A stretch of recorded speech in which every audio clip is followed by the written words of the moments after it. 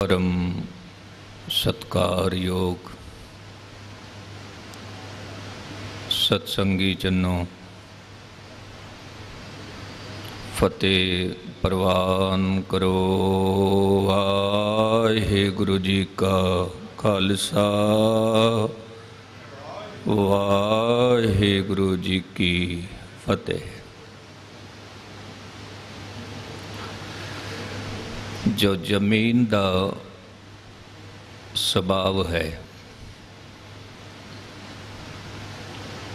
वो हर एक इस तोल नूं पदार्थ नूं अपने वल खिंचदी है। इस जमीन की अपनी ग्रेविटेशन फोर्स है। जमीन की ते कितनी बार ये देखने विच आया कि ये जमीन जिथे इस तूल शरीर नूं खिंचदी है उत्थे सूक्ष्म शरीर नूं भी खिंचदी है।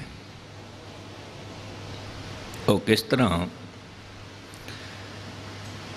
कि जेकर मनुख दा शरीर डिगदा है तो जमीन अपने वल खिंचदी है और दरखत तो कोई फल टुटदा है फुल टुटदा है तो जमीन ते गिरदा है। पर इस शरीर दे विच जिहड़ा एक होर शरीर है जिसनों कहंदे हन सूक्ष्म शरीर, जिसनों असीं कई दफ़ा मन भी कहंदे हाँ और जिसनों माइक्रो शरीर भी कहा जाता है, जिहड़ा कि जोनियां दे विच भटकदा है ते फिर नवें शरीर की तलाश करदा है। उस शरीर नूं भी ये रूह जमीन खिंचदी है। खिंचदी है किस तरह खिंचदी है कि इस जमीन ते जितने भी पदार्थ हन, जितने भी सुख हन, ते वो सारे दे सारे सुख मनुख की चेतना नूं भी खिंचदे ने। और इस करके मनुख एक शिकायत करता है कि जदों तक असी संगत विच बैठे हाँ मन जुड़दा है ते संगत तो असी उठ के चले गए मन फिर भटकदा है। अक्सर असी एक कहंदे होए अक्सर असी सुनदे होए लोकां नूं वेखिया है, कह दिंदे ने जदों संगत विच बैठदे हाँ बिरती जुड़ जाती है, कीर्तन करदे हाँ कथा सुनदे हाँ बिरती जुड़ी होंदी है ते कीर्तन की समाप्ति कथा की समाप्ति ते फिर मन भी उखड़ जाता है। इसका कारण की है? जिवें असीं बहुत भारी प्रेशर दे नाल पानी नूं जमीन तो उच्चा उठांदे हाँ,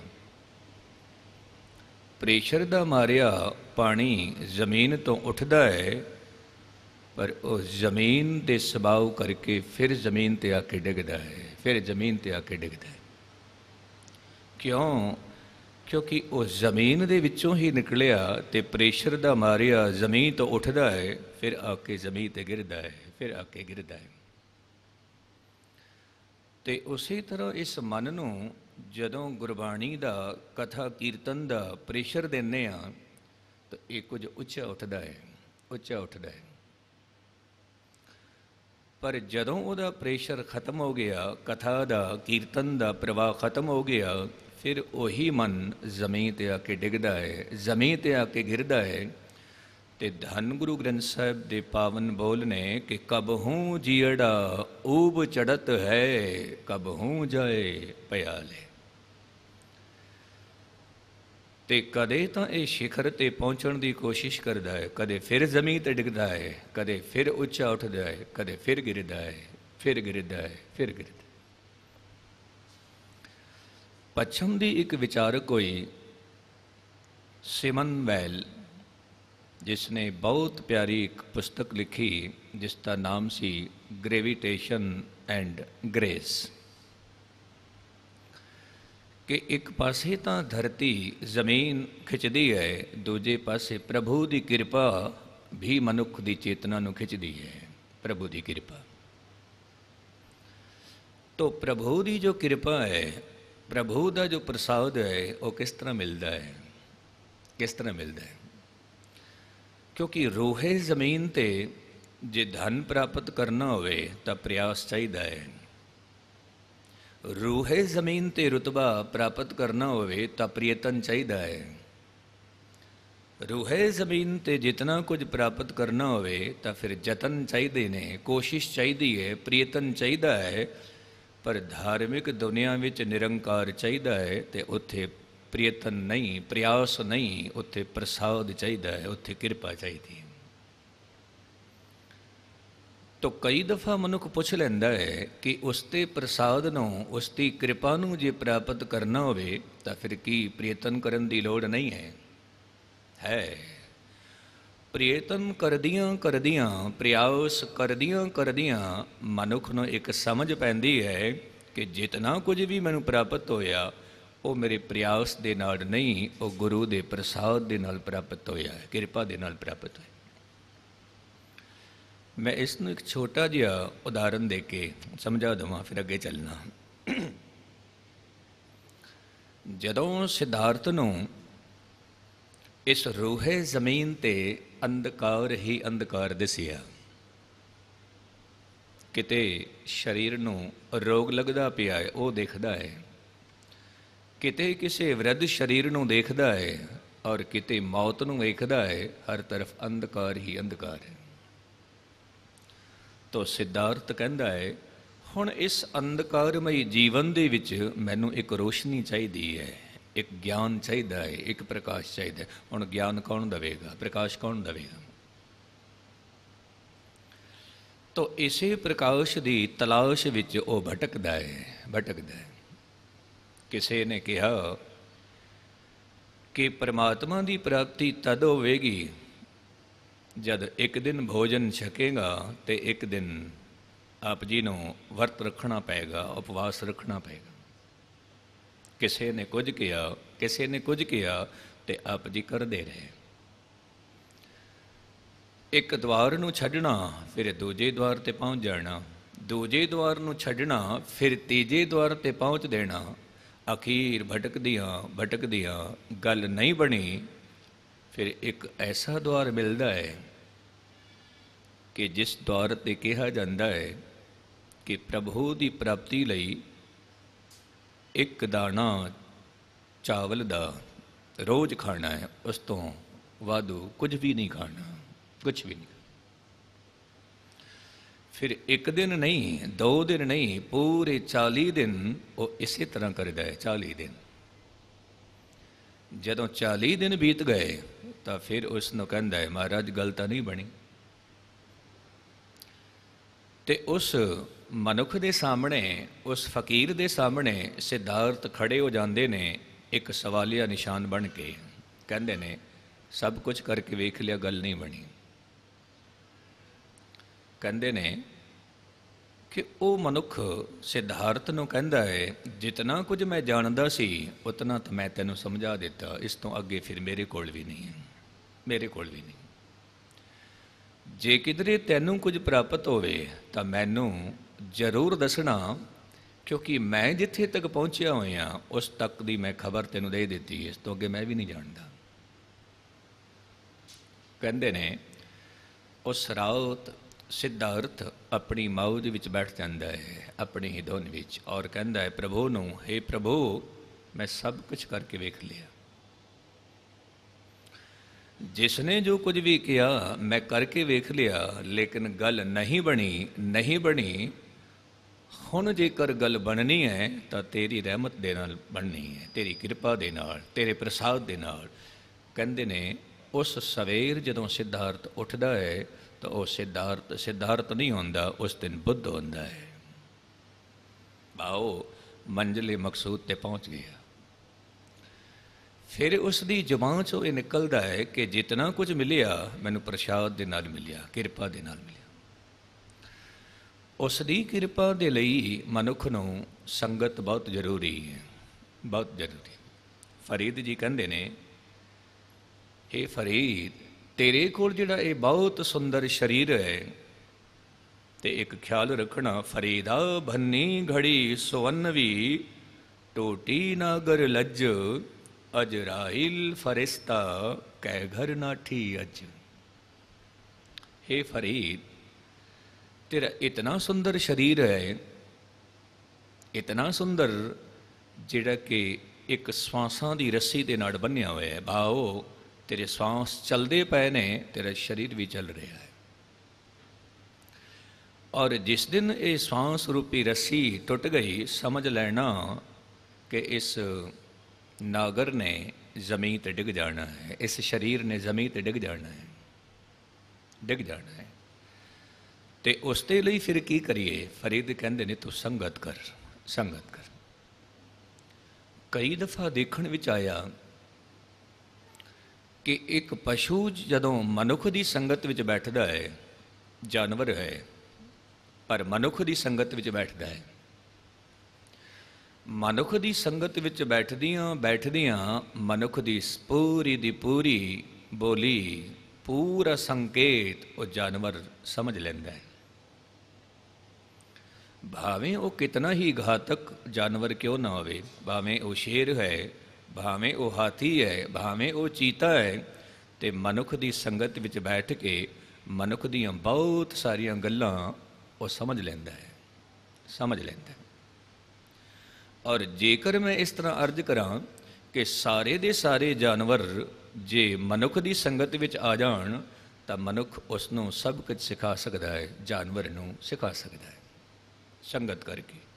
पर गुस्ताखी माफ़, मैं अर्ज करा, मनुख नूं कितने ही साल बीत जाते ने गुरु की संगत करदियां करदियां, कितने साल बीत गए और कई दफ़ा तो कितने जन्म बीत जाते ने, तो फिर बहुतियां गिणतियां दे विचों कोई एक विरला हुंदा है जिहड़ा गुरु की बोली सिखदा है, गुरु की सिक्ख्या सुनदा है, बाकी नहीं। गुस्ताखी माफ़ करना, जानवर सिख जाते ने मनुख की बोली, जिन्हां दे कोल चेतना उतनी नहीं है जितनी चेतना मनुख दे कोल है।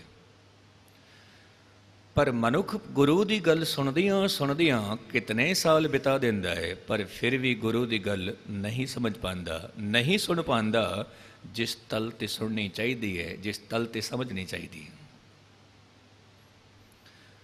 और जदों मनुख समझ लेंदा है तो उसनों एक गल समझ आती है। की समझ आती है? कि मेरे और प्रभु दे विच जो रुकावट सी वो एक सी। वो केड़ी रुकावट? वो मैं अर्ज करा उस तो पहला, धर्म की दुनिया विच अक्सर दो सवाल पूछे जाते हैं, जिहड़े दोवें ही सवाल निर्मूल हैं, भाओ जिन्हां दा कोई मुल नहीं है, जिहड़े सार्थक नहीं हैं, सार्थक नहीं हैं। दो सवाल पूछे जाते हैं, दो सवाल। उन्हां दे विचों प्रथम सवाल ये है कि मैं रब नूं लभना है। अक्सर कह देंदे ने मेरी जितनी भी खोज है रब नूं लभण वास्ते, मेरा जितना भी ज्ञान है परमात्मा नूं लभण वास्ते, जितनी भी साधना है रब नूं लभण वास्ते। ये सवाल। ते दूजा सवाल की है? कहंदे ने मेरी जितनी भी साधना है वो परमात्मा नूं मिलण दी है, मैं मिलना चाहुंदा परमात्मा नूं। हुण ये दोवें सवाल निर्मूल हैं। किस तरह? जिहड़ा प्रथम सवाल है कि मैं परमात्मा नूं लभना है, तो धर्म की दुनिया विच कहंदे ने रब गवाचिया कित्थे जो लभना है उसनूं।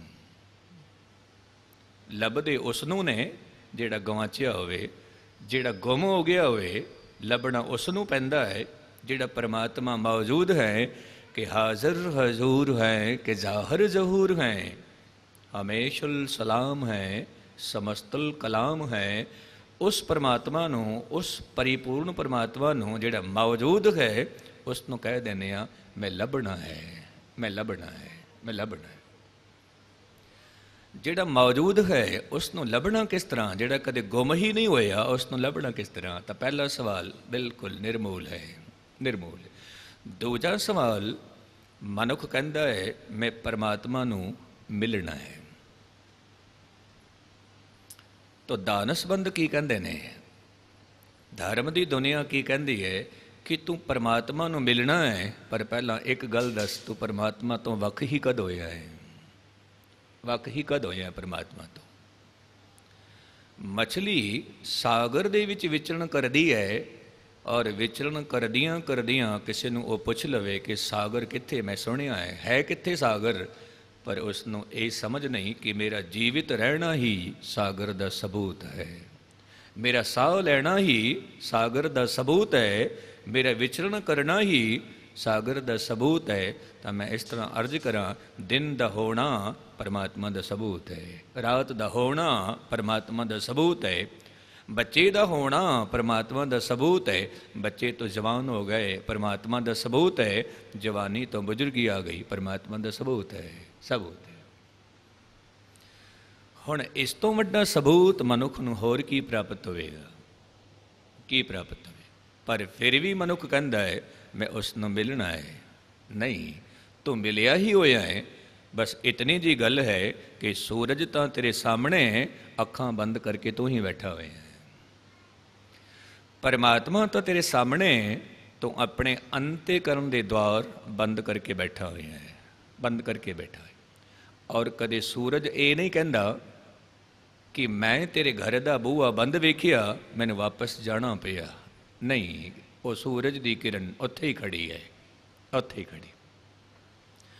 और सूरज की किरण ने उदों तक उत्थे ही रहना जदों तक तेरे दर का बूहा नहीं खुलेगा, घर का बूहा नहीं खुलेगा। जदों भी तेरे घर का बूहा खुलिया किरण ने प्रवेश कर जाना है, जदों भी तेरा अंतःकरण का द्वार खुलिया तो परमात्मा की रहमत, परमात्मा का ज्ञान तेनों प्राप्त हो जाएगा। बस अखां खोल, तू अखां खोल। अखां किस तरह खोलनिया ने?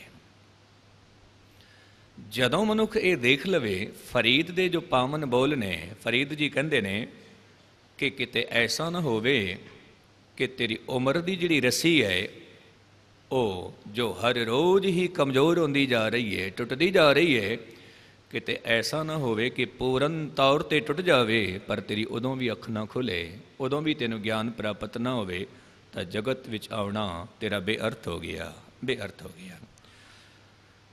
हुण जदों वो जीवन की रस्सी टुट जावे, फरीद जी कहते ने, फरीदा भन्नी घड़ी सुवन भी टूटी नागर लज, जो सज्जन भोए भार थे से क्यों आवें अज। तेरा जीवन सफ़र मुक गया तो दोबारा फिर इस रूहे ज़मीन ते यही शरीर लैके आना, फरीद जी कहते ने बड़ा औखा है, बड़ा औखा है।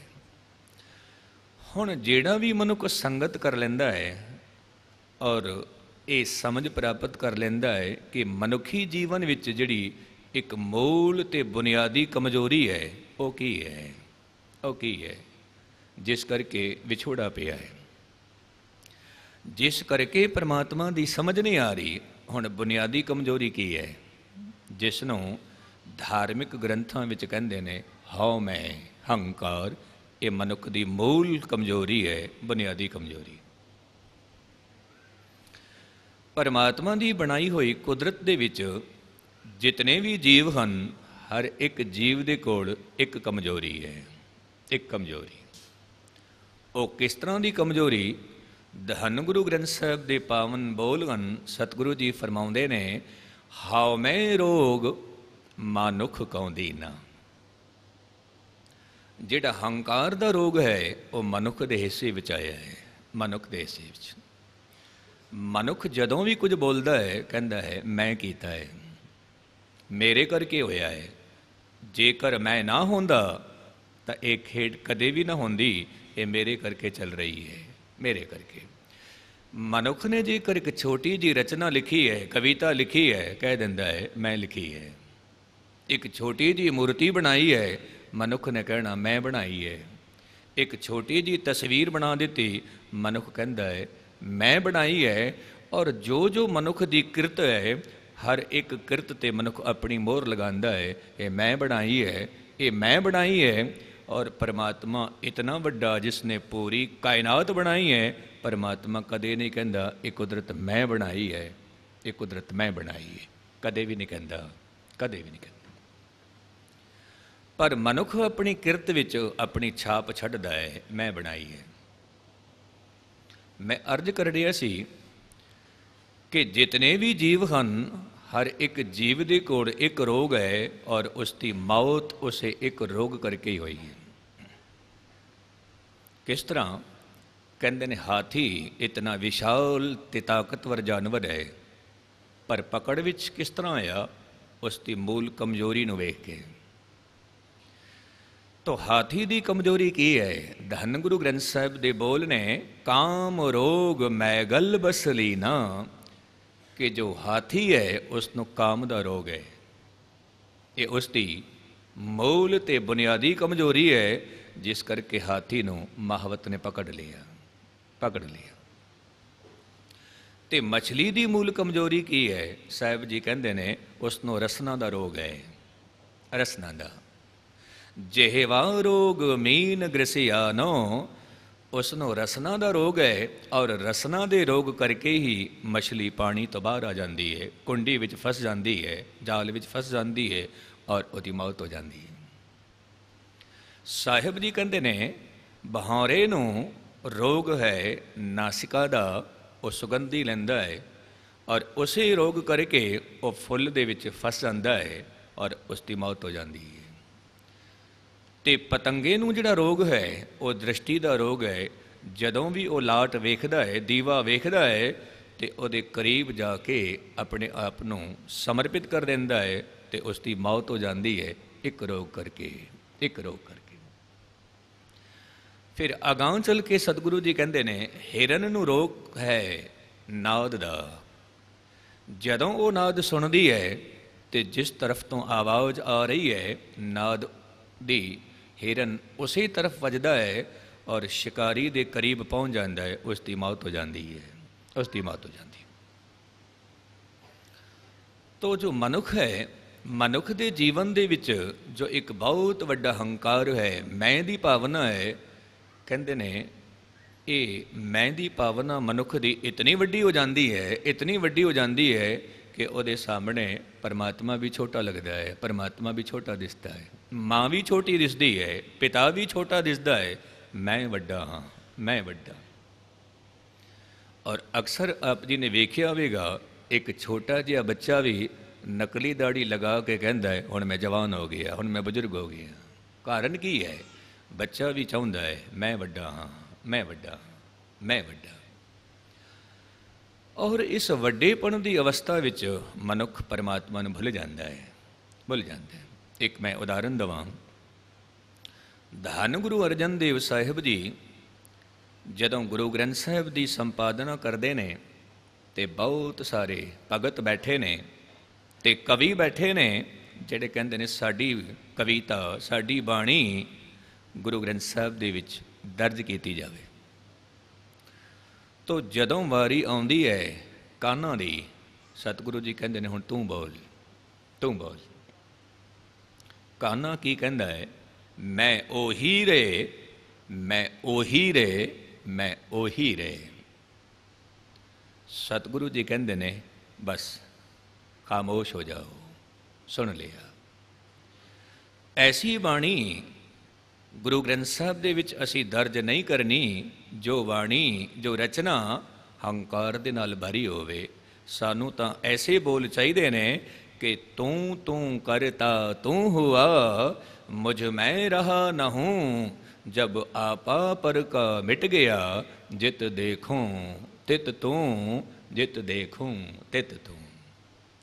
सानू ऐसे बोल चाहिए ने जो तू दी आवाज़ कढ़े, क्योंकि जिवें जिवें मनुख मैं दी बोली बोलता है, मैं कट्ठा होंदा जांदा है।